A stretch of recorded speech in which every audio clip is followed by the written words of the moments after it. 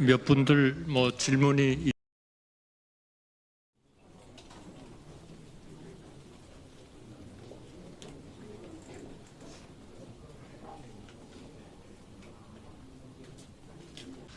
개헌의 구체적인 내용은 국회와 국민들이 치열하게 토론해 결정하시되 저는 견제와 균형, 즉 분권이라는 핵심 방향만 제시하겠습니다. 우리 헌법은 1987년 개정 후 38년이 되었습니다. 급변하는 시대의 흐름과 국민의 뜻을 받들기에 크게 부족합니다. 이번에 우리가 개헌에 성공하지 못하면 다시는 지금과 같은 기회가 찾아오기 어렵습니다. 누가 집권하건 지금과 크게 다르지 않은 불행이 반복될 따름입니다. 그동안 여러 정부와 많은 정치인이 개헌을 약속했지만 자기 차례가 돌아오면 그때그때의 판세와 이해관계에 따라 슬그머니 태도를 바꾸었습니다. 권력을 목표로 살아온 정치인은 개헌에 착수할 수도 개헌을 완수할 수도 없습니다. 공직 외길을 걸어온 제가 신속한 개헌으로 우리 헌정 질서를 새로운 반석 위에 올려놓겠습니다. 대통령과 국회가 견제와 균형 속에 힘을 나누어 갖는 것, 정치의 사법화와 사법의 정치화가 다 같이 사라지게 만드는 것, 협치가 제도화되고 행정이 효율화되어 우리 정치와 우리 정부가 진정으로 국리민복에 이바지하는 것, 이것이 제가 생각하는 올바른 개헌이고 우리가 추구해야 할 핵심 목표이자 방향입니다. 저는 국무총리 재임 중 거의 매일 언론인과 정치인, 기업인과 전문가, 그 밖에 수없이 많은 각계각층 인사를 만나 서로 다른 의견에 귀 기울였습니다. 하루하루 열심히 일하시는 우리 국민 여러분도 전국 곳곳으로 찾아뵈었습니다. 이 정도로는 부족합니다. 앞으로는 더 많이 만나겠습니다.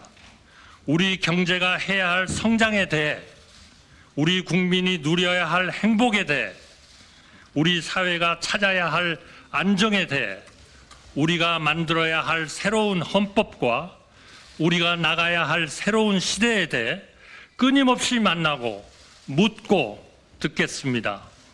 국민의 눈으로, 국민의 뜻으로 반드시 개헌을 성공시키겠습니다. 새로운 헌법에 따라 대한민국 다음 시대를 여는 디딤돌이 되겠습니다. 부디 우리 국민들께서 제 등을 딛고 극단의 시대에서 합리의 시대로, 당파의 시대에서 협치의 시대로 우리 국격과 시대에 맞는 새로운 대한민국으로 앞으로 나아가시기를 중심으로 말씀드립니다. 둘째, 통상 해결을 약속드립니다. 미국발 관세 폭풍이 전 세계 모든 나라의 가장 시급한 통상 현안입니다. 글로벌 무역 질서가 뒤바뀌고 있습니다. 저는 지난 4월 8일 미국 트럼프 대통령과 통화하면서 한미 동맹의 굳건한 기반 위에 통상 해법을 적극 모색하여 나가기로 하였습니다. 지난주 워싱턴에서 열린 한미 2+2 고위급 회담에서 상당히 의미 있는 성과가 있었습니다. 해결의 속도가 한층 빨라질 것으로 기대합니다. 저는 우리나라 첫 통상교섭본부장을 지냈습니다. 경제부총리, 국무총리에 이어 주미대사를 지내며 수많은 통상협상을 성공적으로 이끌어 왔습니다. 이 일을 가장 오래 해온 사람이고 가장 잘할 사람이라고 자신합니다. 미국 정부는 물론 각계 전문가들과 활발히 소통하고 있습니다. 이번 통상 현안도 반드시 풀어내 보이겠습니다. 셋째, 국민 통합과 약자 동행, 즉 국민 동행을 약속드립니다. 통합이 곧 상생입니다. 남북이 나뉜 것도 통탄할 일인데 좌와 우로, 동과 서로, 이제는 남성과 여성으로, 중장년과 청년으로 계속해서 갈라져야 하겠습니까? 보수 혼자 산업화를 이루지 않았고 진보 혼자 민주화를 이루지 않았습니다. 우리가 이룬 그 어떤 것도 어느 한 세력만의 공적이 아닙니다. 하루하루 열심히 살아온 우리 국민 모두의 공적이며 따라서 그 열매도 모두에게 돌아가야 합니다. 좋은 일자리, 쾌적한 주택, 편리한 교통, 질 좋은 의료, 세심한 육아 지원, 든든한 노후 보장, 이런 일을 가장 잘할 수 있는 분들을 찾아 최고의 내각, 일하는 내각을 구성하고 그분들이 책임지고 실질적인 성과를 이뤄내도록 치열하게 독려하겠습니다. 사회 모든 분야에서 국민 통합과 약자 동행이 이루어지도록 혼신의 힘을 다하겠습니다. 존경하는 국민 여러분, 그동안 많은 분들이 저에게 대통령 출마를 권유하며 간곡히 당부하셨습니다. 정치를 정상화하라. 제발 그만 싸워라. 나누지 말고 합쳐라. 경제를 살려라. 민생을 챙겨라. 한마디로 정치 걱정 안 하고 안심하고 살 수 있게 해달라고 하셨습니다. 명심하겠습니다. 개헌을 제대로 집요하게 추진하겠습니다. 민생을 제대로 집요하게 보살피겠습니다. 통상 협상 저에게 맡겨 주십시오. 하나를 해도 똑바로 하겠습니다. 새로운 정부는 한덕수 정부가 아닙니다. 좌우로 나뉘는 대신 오직 앞으로 나아가고 싶은 모든 사람의 정부, 바로 여러분의 정부입니다. 저는 이길 수 있는 경제 대통령이고 좌나 우가 아니라 앞으로 나아갈 사람이며 약속을 지킨 뒤 즉시 물러날 사람입니다. 저는 내일부터 우리 국민이 나고 자라서 백발이 될 때까지 삶의 단계마다 국가의 정책이 어떻게 달라져야 하는지 구체적인 대안을 하나하나 말씀드릴 생각입니다. 민주당 대표님을 포함하여 정치권과 우리 국민이 제안하는 좋은 정책이 있다면 그 또한 아무런 고정관념 없이 받아들여 효율적으로 실행하겠습니다. 국민 여러분, 저는 제가 모든 것을 할 수 있다고 생각하지 않습니다. 그래서도 안 된다고 생각합니다. 그동안 여러 대통령님을 모시고 일하면서 저는 여러 가지를 느꼈습니다. 대통령은 고독한 자리이고 책임이 막중한 자리입니다. 엄청나게 많은 일을 할 수 있는 자리인 동시에 자기 혼자 할 수 있는 일이 의외로 거의 없는 자리이기도 합니다. 저는 철학과 소신을 가지고 국정을 운영하되 각각의 부처는 그 부처를 맡은 분께 맡기고 대통령은 대통령이 해야 할 일에 몰두하겠습니다. 제 아무리 능력이 출중한 사람이라도 세상 모든 것을 샅샅이 살피는 만기칠람은 가능하지도 않고 가능해서도 안 됩니다. 여러 사람의 지혜는 한 사람의 지혜보다 언제나 깊고 넓기 때문입니다. 저에게 가차없이 쓴소리 하시는 분들, 대선 과정에서 경쟁하시는 분들을 한 분 한 분 삼고 초려해 모시고 거국 통합 내각에 모시겠습니다. 차관급 이하의 인사는 철저하게 그분과 함께 일할 부총리와 장관이 책임지고 발탁하도록 하겠습니다. 국민 여러분께서는 저에게 어쩌면 국무총리를 하면서 못한 일을 대통령이 된다고 갑자기 어떻게 해내겠느냐고 물으실지 모릅니다. 국무총리라서 못한 일을 대통령의 힘으로 반드시 해내겠습니다. 그 말을 어떻게 믿느냐고 물으신 분들께 저는 제 말이 아니라 제가 살아온 인생을 보아달라고 말씀드리고 싶습니다. 누구의 인생에나 그 사람에게 가장 중요한 질문이 있습니다.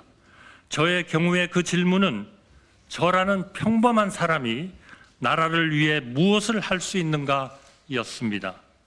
저는 1인당 국민 소득이 100달러가 채 안 될 때 태어나 1,000달러, 1만 달러 시대, 2만 달러, 3만 달러 시대를 우리 국민의 일꾼으로 살았습니다.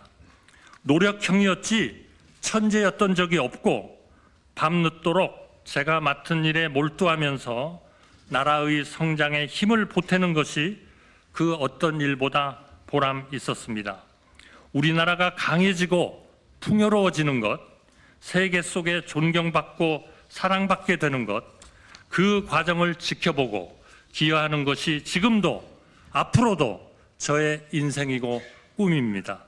국민 여러분, 저의 이념은 단 하나, 여기서 대한민국의 기적이 끝나선 안 된다는 것, 우리는 계속 앞으로 나아가야 한다는 것, 이것밖에 없습니다. 우리 청년들이 저를 디딤돌로 삼으시기를 마음껏 저를 넘어 세계로, 미래로, 더 밝은 시대로 나아가시기를 소망합니다. 오직 국리 민복을 위해 일하고 또 일하겠습니다. 감사합니다.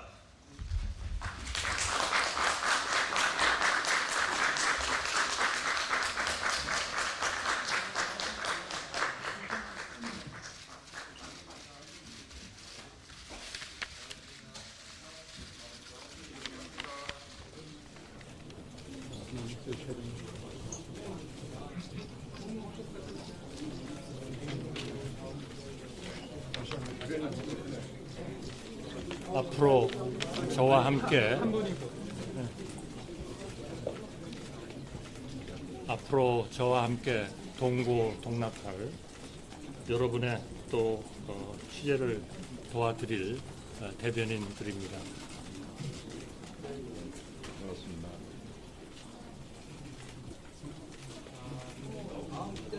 김소영입니다. 부탁드립니다. 안녕하세요. 김경입니다. 잘 부탁드립니다. 그러면 저희가 그 백부를 진행하겠습니다. 저 늘 그렇듯 소속사와 성명을 좀 말씀해 주시고요.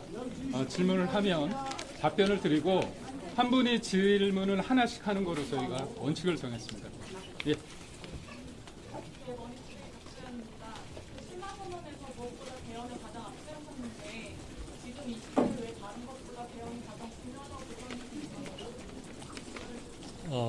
저는 정치를 50년 정도 정부에서 근무를 하면서 정치가 어때야 국가가 발전하는가, 우리의 국정이 어떤 정치 체제여야 안정되는가 하는 것을 쭉 지켜보아온 사람 중에 하나입니다. 또 정치가 어떠했을 때 가장 우리나라가 편안하고 또 발전하고 지속 가능한 성장을 이루고 국리 민복이 이루어지는 것을 쭉 봐왔습니다. 그러나 최근에 여러 가지 우리 국민들이 어려운 일도 겪으시고 또 충격도 받으시고 하는 일들이 있었습니다. 국제적으로 보면 국제 질서가 완전히 재편되고 있습니다. 관세 전쟁이 일어나고 있습니다.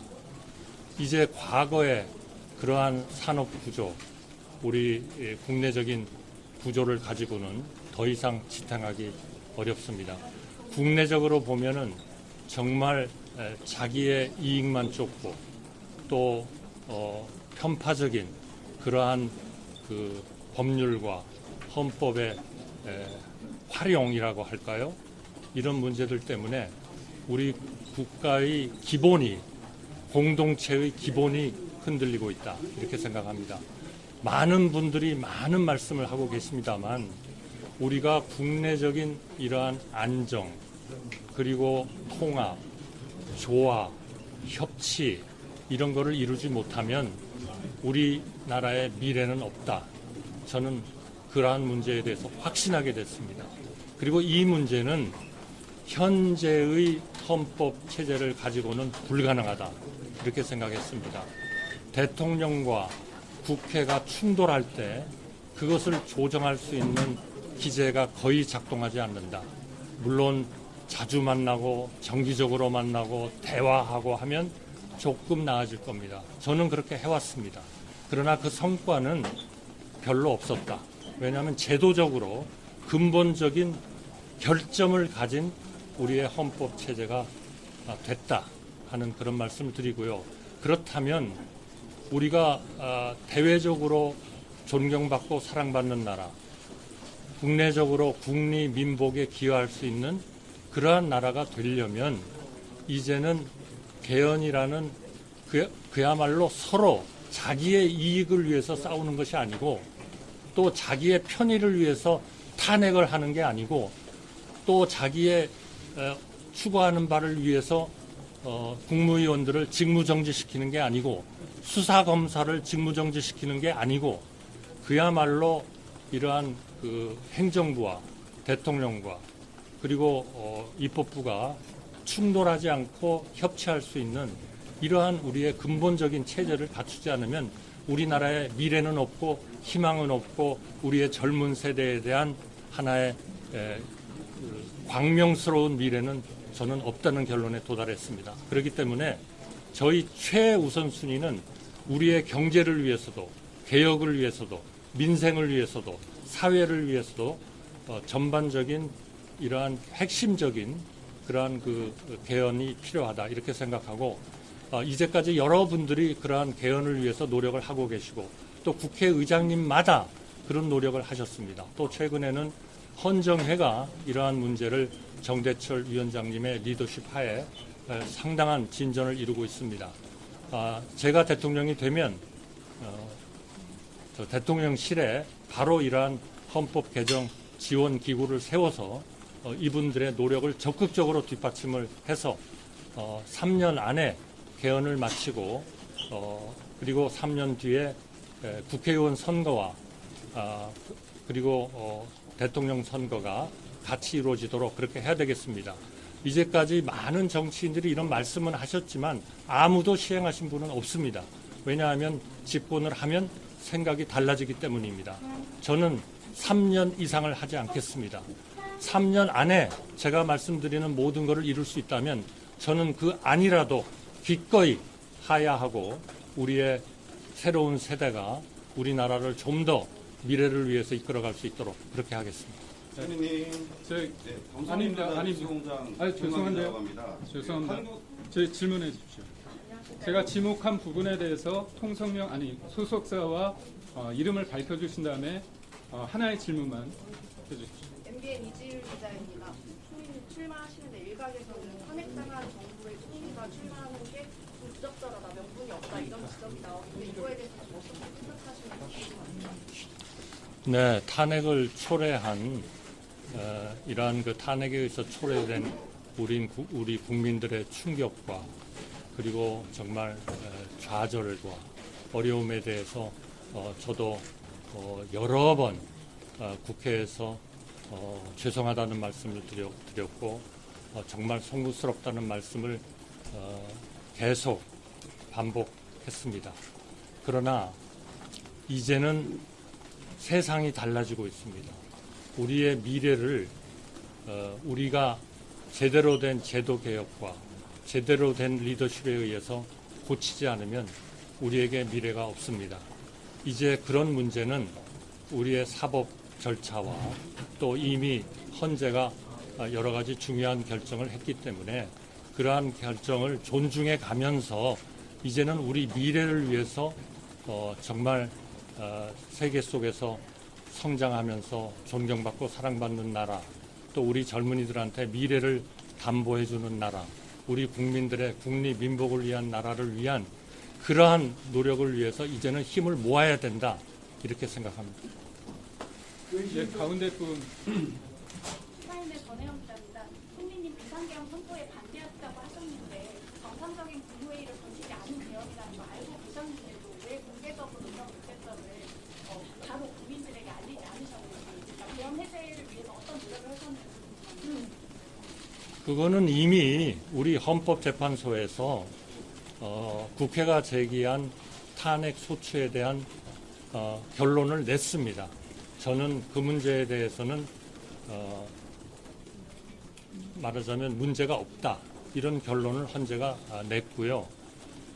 국무회의의 그 흠결, 절차적, 실체적 흠결에 대해서는 저는 계엄 직후부터 일관되게 그 국무회의는 절차적, 실체적 흠결이 있었다, 그렇게 계속 증언을 했고, 또 헌재에 가서도 똑같은 내용으로 일체의 변함 없이 그러한 주장을 계속 하고 있고, 지금도 그렇게 믿고 있고 생각하고 있습니다.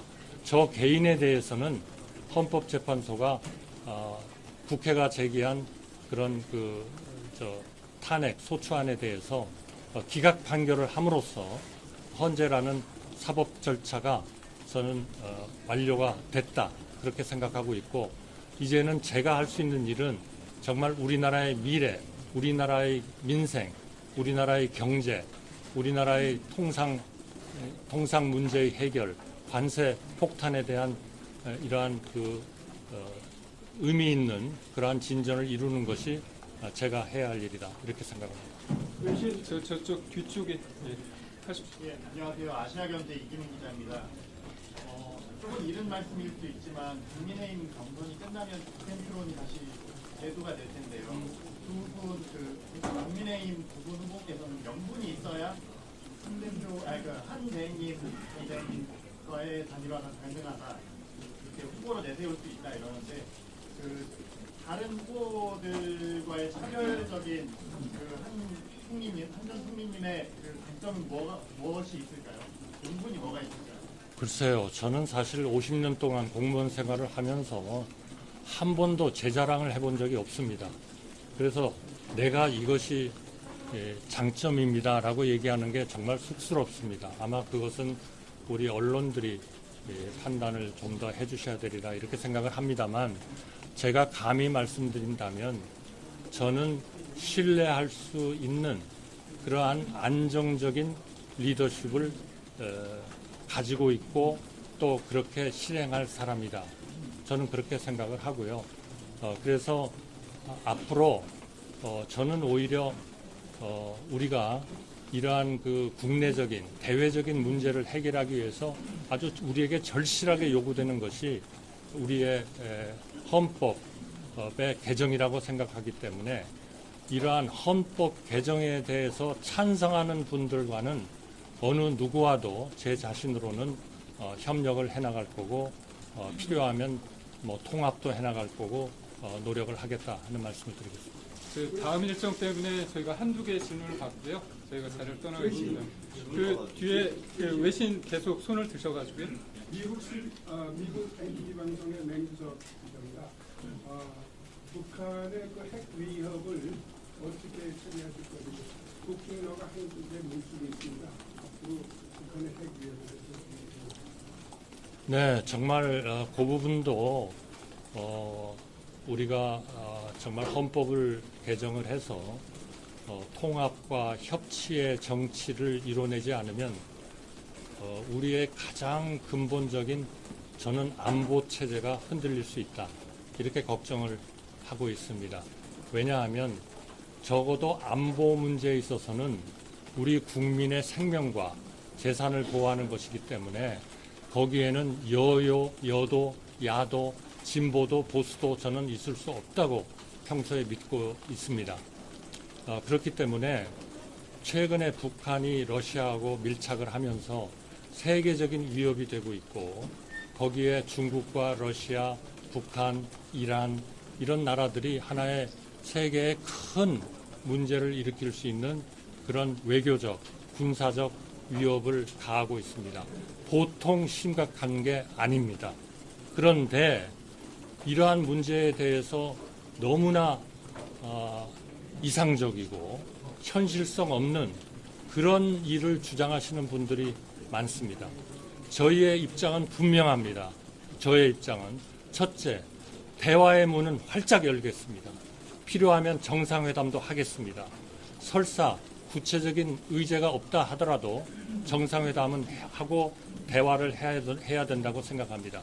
그러나 북한이 우리를 하나의 적국으로서 분리를 하고 그리고 한국과는 대한민국과는 모든 관계를 단절하겠다고 하고 북한의 우리의 그 사랑하는 우리의 국민들을 대한민국으로부터 절연시키려고 하고 있고 대한민국의 문화와 이런 경제적인 파급이 북한에 미칠 그런 효과를 두려워하고 있고 이런 상황에서 소위 비대칭적 전략이라고 하는 핵, 미사일 또 핵을 투발할 수 있는 잠수함 이런 쪽으로 계속 그 군사력을 증강하고 있는 그런 한은 대화가 충분히 이런 거를 저지시킬 수 있을 만큼 안 된다면 그러면 당연히 우리나라는 북한과 또 우리에 대한 적대적 행위를 하는 나라에 대해서 하나의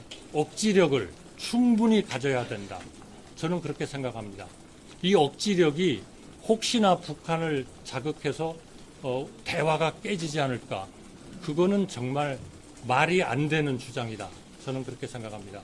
그래서 첫째는 대화, 둘째는 우리가 북한이 그러한 우리에게 도발을 하고 말도 안 되는 정책을 하는 우리는 한미 동맹을 기반으로 또 한미일 간의 군사 협력을 통해서 또 삼국 간의 경제적 첨단 기술의 이러한 협력을 통해서 왜냐하면 최근에 반도체나 AI 같은 것은 이미 하나의 안보적 그러한 측면을 많이 갖추게 됐습니다. 그러니까 경제만의 문제가 아닌 것이죠. 그러한 그 삼국 간의 협력을 통해서 한반도의 평화와 번영을 보장하고 동북아에 있어서의 평화와 번영을 보장하고 아시아에 있어서의 평화와 번영을 보장하고 그리고 전 세계의 평화와 안정에 기여하는 그러한 대한민국이 되어야 한다. 그것을 흔들려고 하는 그 어떤 세력에 대해서도 그 어떤 정치적 집단에 대해서도 저희는 맞서서 싸울 것이다. 그런 말씀을 드리겠습니다. 네, 총리님 채널A 신지은입니다. 총리님께서는 윤석열 정부 국무총리로 일해 오셨는데 지금 당 안팎에서는 이제 탄핵당은 윤석열 전 대통령과는 좀 절연해야 한다 이런 요구가 나오고 있습니다. 그래서 이 대선 후보로서 앞으로 윤 전 대통령과의 관계 설정은 어떻게 하실지 궁금합니다. 저는 많은 대통령님들을 모셨지만 한 번도 제 철학을 꺾어가면서 대통령님들의 생각이나 이런 거에 따라본 적은 없습니다.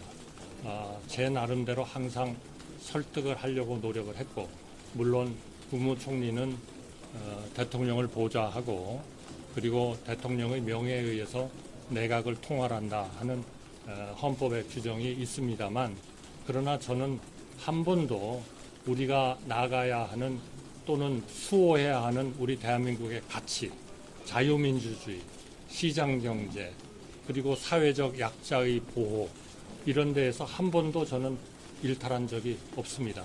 여러분 기억하시겠지만 2022년 제가 4월 2일인가요? 총리로서 지명이 될 때에도 인사말을 통해서 우리나라가 해야 할 것은 결국 그 국익 외교 그리고 자강 국방 그리고 재정의 건전성의 확보, 국제 수지 흑자의 유지, 그리고 생산성 높은 국가 경제 체제의 유지. 그러면서 경제학에서 이야기하는 총 요소 생산성이 높여지지 않고서는 우리나라의 지속 가능한 성장은 안 된다. 그걸 위해서 해야 할 게 뭐냐? 우리나라가 정말 협치를 해야 되고 정치 세력 간의 싸움만 해서는 안 되고, 그리고 소득 분배, 자산의 분배도 개선을 해야 되고, 투명해야 되고, 그리고 부패가 없어야 되고 하는 그러한 내용을 말씀한 바가 있고, 그러나 이것은 어떻게 보면 상당히 거시적인 문제로 국가가 우선 걱정을 해야 되는 것이고, 우리 국민의 마이크로적인 마이크로적인 행복을 위해서는 지금 이야기한 그런 것들은 국가가 많은 신경을 쓰지만 그거는 매일매일 우리 국민들의 생활에 중요한 사항은 아닙니다. 그래서 제가 제기한 거는 첫째로 좋은 일자리의 창출, 주택 수요의 충족, 교육의 개선, 그리고 의료, 그리고 우리 국민들을 위해서 아주 부자로는 살지 못할지 모르지만 은퇴했을 때 적절한 연금 제도를 통해서 우리가 그분들을 사회적으로 뒷받침해야 된다는 연금 제도의 개혁. 그래서 그동안에 우리가 노동개혁, 교육개혁은 우리가 성장을 더 하기 위한 하나의 그러한 항목으로서, 또 연금개혁은 우리 국민들이 은퇴했을 때 좀 더 인간다운 생활을 할 수 있는 그런 재정적 뒷받침을 지원해주는 하나의 도구로서 우리가 어렵지만 개혁을 해야 된다 이렇게 생각을 했고, 앞으로도 그러한 노동 문제, 교육 문제, 그리고 연금